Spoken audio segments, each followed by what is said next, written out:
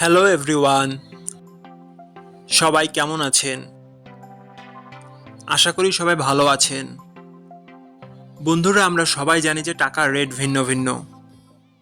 মানে কোনো দেশের টাকার রেট বেশি, আবার কোনো দেশের কম।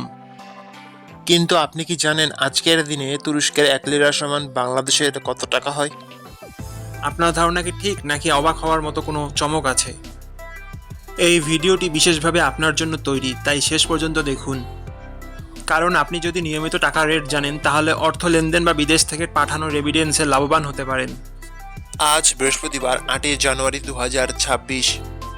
আজ তুরস্কের 1 টাকা সমান বাংলাদেশের 2 টাকা 84 পয়সা, আর অপরদিকে বাংলাদেশের 1 টাকা সমান তুরস্কের 0 টাকা 35 পয়সা।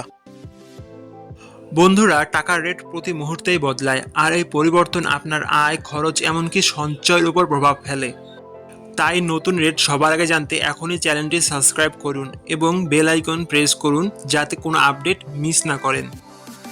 ধন্যবাদ, দেখা হবে পরবর্তী ভিডিওতে।